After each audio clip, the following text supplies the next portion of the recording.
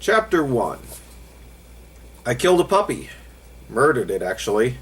I shot it right between the eyes with a gun, and I didn't even feel a little remorseful. It didn't bother me. In fact, at the moment of pulling the trigger, it was the right thing to do. Awakening to tears on my face, my long red hair sticking to my cheek, I couldn't remember when I cried last. It must have been a year before, even longer, when little Julie Rayzor was just an innocent pup herself. Sleep escaped me the rest of that night. I dried my tears and slowed my breathing to avoid waking anybody else up. To pass the time, I listened to the sounds of the military hospital compound that we called Fort Tulsa. Through the barricaded window set high up in the warehouse, the September sky forewarned the coming morning. The night patrol should be back soon, and maybe Corporal Jim Barnett would return from his mission. It had been 3 days with no return.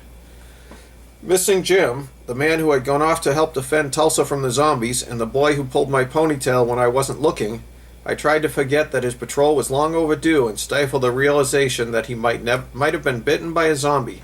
I stared at the ceiling, wanting to cry. I almost never slept.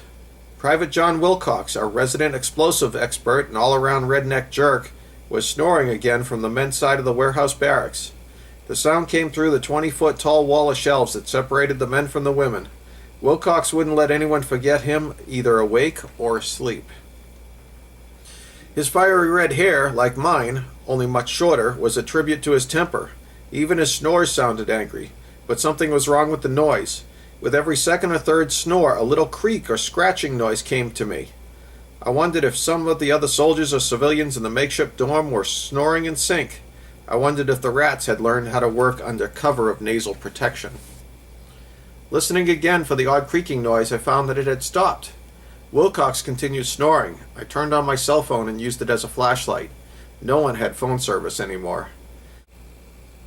I looked across the room at hundreds of beds, army cots, hospital beds, double and triple-decker bunk beds, hammocks, and sleeping mats lining the floors of the former city hospital warehouse. Half the beds were empty, the rest were occupied by sleeping soldiers and civilians. My right leg itched. I retrieved a straightened coat hanger from my nightstand table and slid it down between my leg and the plaster cast that protected a broken shin bone. The cast was intolerable from the moment it went on. When Dr. Teresa Scarborough, a former general practitioner, and Felix Vinson, our full-time zombie researcher, applied the cast to my leg, I asked for a walking cast. Felix brushed his long brown hair from his eyes and looked at me. That was before the zombies, he laughed nasally. No one gets anything like that anymore. Felix was a nerd in every way, and he had a crush on me, but his laugh always made me want to vomit. Literally throw up. He scolded me as if I were a child for carrying a stretcher. I told him that Jill Addison, my blonde-haired, blue-eyed Midwestern California girl best friend, and I could manage moving the patients down for surgery. Jim Barnett, with a square jaw, brown hair, and dark hazel eyes, darker than my own brown eyes, was handsome in the way a man can be that a boy cannot. Slightly older than I and strong, he had a man's carriage, a man's frame, and a man's voice. I liked Jim enough when he offered to carry the stretcher for me. I wondered if he felt insulted when I said, "I'm not a weak little girl and don't need your help." Jim had laughed, but then I added, "like you," and punched him in the arm. He laughed again and left me and Jill to manage on our own. A few minutes later, I stumbled on the steps, and the stretcher slipped from my grasp as it plowed over the top of me. The patient went for a wild ride down the stairs, and I snapped my leg bone in an instant. I lay on the floor at the bottom of the stairs with Jill laughing at me. She was the only girl who could make cargo pants and a sweater look sexy. I laughed with her as I felt no pain, but when I tried to stand up, I realized that I had broken my leg, and the laughter ceased. Jim came to see me every day I was nursing my broken leg until he left on a mission with the lieutenant colonel and 3 squads. Their return was long overdue, and everyone wondered when they would be back. The scratching returned in perfect rhythm to Wilcox snores. I wondered if the zombies were tunneling beneath the hospital. I wondered if Wilcox was dreaming up some new vulgar jokes and laughing in his sleep, or if he were dreaming of killing zombies. I slowly realized that the scratching sounds were not coming from him or even from that side of the warehouse, but from the air vent under the stairs. Getting up, I reached for my .44 caliber revolver I kept under my pillow. Then I remembered it was gone, confiscated by Felix when he annoyingly tucked me into bed after putting the cast on my leg. "Ms. Rayzor," I recalled the sinus pitch of Felix's voice as he scolded me. Teenagers aren't allowed to have weapons. He knew, everyone knew, that I hated having my name drawn out like that. Rayzor, or even worse, Raz. I told Felix I'd been shooting since I was 8 years old. I told him it was my dad's gun. He said he didn't care and checked it into the armory where my dad's Model 12 shotgun was stored when I first arrived at Fort Tulsa. Everyone also knows that almost everyone carries a handgun and to not get caught with it. Even Dr. Scarborough rolled her eyes at Felix's stupidity. I swung my leg cast over the side of the bed, being careful not to make any noise when it touched the floor. My cell phone flashlight went to sleep, so I woke it up. A glint of metal came from a pocket of my jeans which lie over the nightstand, and I recalled that Jim told me he couldn't get my .44 back, but he had a .32 caliber semi-automatic handgun. He hid it in my jeans pocket for just in case and told me to deny all accusations if it were found. Pulling the jeans on, I cringed at the long slice up the leg that Felix cut to fit over the cast. I was still PO'd about that, for it was my last good pair of jeans and I had to fix the gash with safety pins. I threw a scarf around my neck and longed for my old long-lost bathrobe to ward against the cold in the warehouse. With the .32 from my pants pocket in hand, I felt for the loaded chamber indicator. A round was in the pipe. Jim had shown me the safety latch and I clicked it to red. My flashlight went out again and I left it off as I slowly limped across the warehouse. The sound of the scratching grew louder as I approached a ventilation grate beneath the stairs. I timed the landing of my cast on the floor to the rhythm of the scratching, trying to cover the sound of my footsteps. The noise sped up and I could hear the sound of rapid breathing. My heartbeat thumped like a drum. Sweat ran down my back and soaked my shirt. The breathing changed to whining as I knelt down. Turning on my flashlight phone, I found a puppy behind the grate. It looked like a mutt, and feral dogs were rampant in the wasteland that was once Tulsa. This dog was cute, friendly, and black. I love black dogs, and I had always wanted one. He looked like a Labrador mixed with a German Shepherd. The latch was turned easily, and I raised the ventilation grate to let the puppy out from beneath the stairs. He scrambled at the floor and jumped into my lap, tail wagging in joy at his release. The grate fell from my hands and landed with a clatter.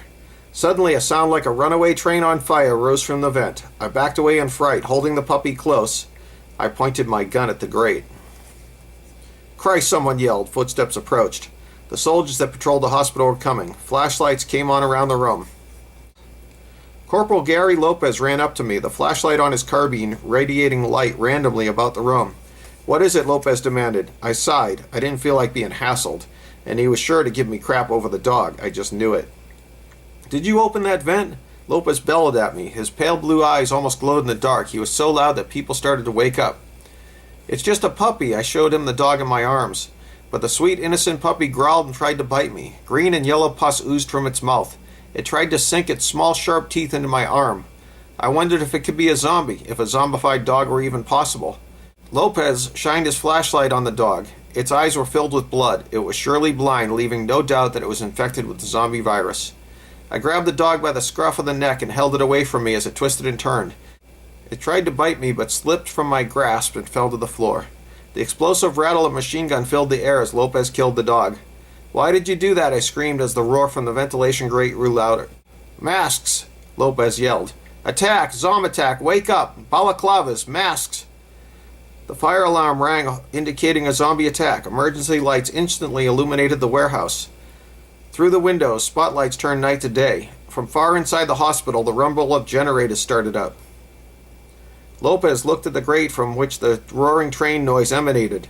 Rabid dogs suddenly came at us, barking and growling, only they weren't rabid. They were zombie dogs. They pushed at the grate with their noses as they tried to crawl under it. I raised my pistol, aligned the sights, and squeezed the trigger. One, I counted my shots as the dog died. Lopez's M4 carbine fired in quick bursts. Down went 1, 2, and 3 dogs. All around us, the sounds of people shouting were drowned out by the crack of automatic gunfire and the boom of shotguns. Behind every ventilation grate spaced around the room, dogs growled and scratched, trying to get us. In front of each grate, a soldier or civilian fired weapons at them, killing them where they stood. A dog dropped from a ceiling grate 20 feet above.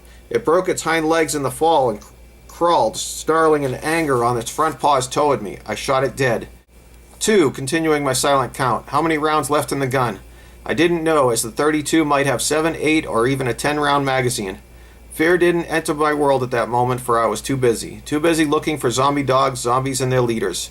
The time to be frightened would be later, after I survived. Fear of the virus was part of life. I knew that later I might relive my fears of death by zombies, but that didn't bother me as much because I'd be dead. What scared me far worse was the knowledge that some victims would be dragged away to be infected and turned into zombies. What scared me far more was the knowledge that some victims would be dragged away to be infected and turned into zombies. That terrified me beyond any of the many other horrors I'd witnessed. The human zombies came next. They first emerged from the grate I'd opened. It was a leader. It looked human. Uninfected and quite normal. Normal for someone crawling around in the air vents in the middle of the night and oddly dressed in a spotlessly clean t-shirt and brand new blue jeans. His face was washed. I noticed he had even shaved, however poorly. He raised a hand as if he wanted to talk. I shot him in the face. I fired twice more to be certain he was dead. 3, 4, 5. I never looked at leaders if I could avoid it. Their eyes were too intense and almost crystalline as opposed to zombies' blood-filled eyes. Leaders were too human, too much like me, Jill, Jim, or even Wilcox. But when I saw purple blood on the wall, I knew shooting him was correct. He was a carrier and a survivor of the virus. He acted as the eyes and ears of the zombs and commanded them with his thoughts. 5 shots. How many left? 2? 3? 5? I realized I didn't have a second magazine. The zombs at the grates pulled the dead dogs aside, but with their leader dead, no telepathic commands told them where to go, whom to attack, infect, or kill. They flailed about with their blood-filled eyes blinding them as they clawed their way toward the slightest sound with mindless determination to fulfill their last orders, infect or murder. Their enhanced hearing and sense of smell told them of humans nearby. The zombs used their hands as weapons. Long, untrimmed fingernails served as claws. They did not yield to pain. Only killing them stopped an attack. Shots to the heart, lungs, or an artery didn't stop or even slow them for several minutes. Only a hit to the head stopped them cold. Many fights were as this one. Fought in retreat while the injured zombies slowly died. Everywhere around us, civilians and soldiers ran in random directions. Some adults and children ran up the stairs to the hospital, while others gathered in the middle of the warehouse holding each other in fear. All around me, soldiers shot the zombies and protected those who were unarmed and vulnerable. Wondering where Jill was and if she was okay, I looked at her bed next to my own. It was empty. Near the beds, a screaming young boy threw his hands over his face to escape the horror. I raised my pistol and aimed too late as a zombie picked the boy up and bit him on the arm. It was a death sentence for the boy. I ran across the room, firing my last shots. The zombie dropped the boy and died. The boy would surely become a zombie in time, within days or weeks. There was a click with the last shot, and the loaded chamber indicator showed negative. I was armed with a very small club, but the attack fell away. The zombies stopped coming through the air vents. As the last of the zombies was dispatched, I realized that I'd forgotten to pull my scarf up over my nose and mouth. End of chapter 1. My parents for their Take 2. Hundreds of beds, army cots, hospital beds, double and triple decker cots, hospital beds, double and triple,